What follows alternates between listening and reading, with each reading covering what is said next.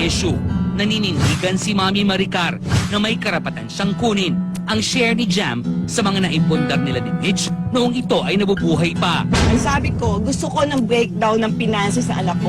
Hindi ako stage mother. Gising ko, wala akong pinakinabangan sa pagkasikat ng anak ko dahil may kanya-kanya kami buhay. This time, namatayan ako. Ngayon, may karapatan ako. Ayoko sana magsalita pero sobra eh.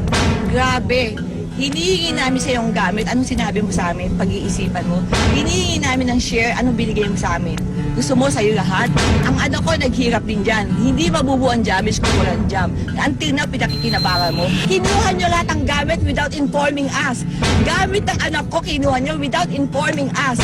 Nung pumunta ako doon, andun yung aircon, kay Jambil, wala ang remote. Isipin mo, dinala nila ang remote.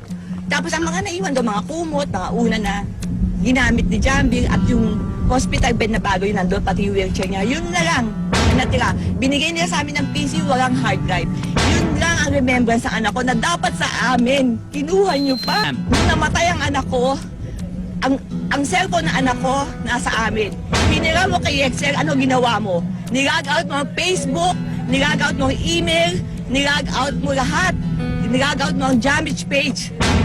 During the week yan Bakit? Para mawalan kami ng access dahil alam mo, sa damage page nagkakakitaan nyo yan na until now sinabi nyo na hack. Tapos ang sa Google na anak ko, nilag out mo ang email. Bakit? Kasi doon pumapasok ang sinisweldo nyo for YouTube. Na until now, ikaw ang nakikinabang. Ngayon, sino kayo na mukhang pera sa amin dalawa? Sino kayo na mukhang pera? Sobra ng paggagamit ang ginagawa nyo sa anak ko. Okay?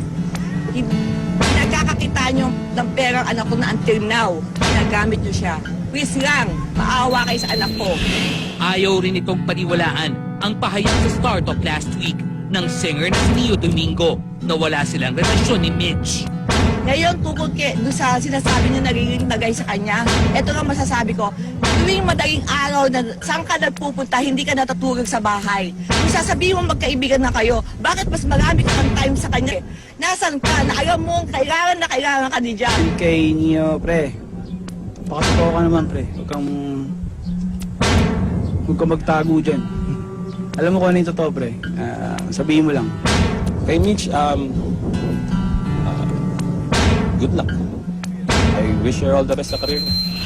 Samantala, pinabulaan na ni Mami Maricar ang aligasyon ng ilang online bashers na pumayag siyang i-mercy killing si Jam. Imagine 10:30 namatay ang anak ko, 8 o'clock. Wala na ho siya pulsa pero humihiga pa ho siya. At nakadigat po siya namatay at hindi ko po siya minercy killing. Alam po ng mga doktor yan na hanggang sa hininga ho niya. Hindi ko siya kaya i-mercy killing kung yan ho ang sinasabi niyo sa mga Facebook. Please yan, tama na ho.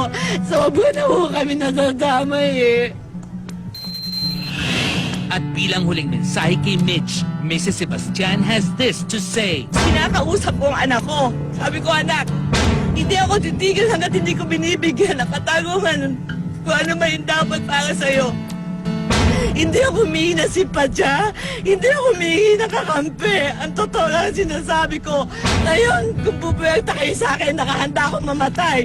Maninindigan ko lahat ang sinabi ko. Kahit saan tayo mapunta.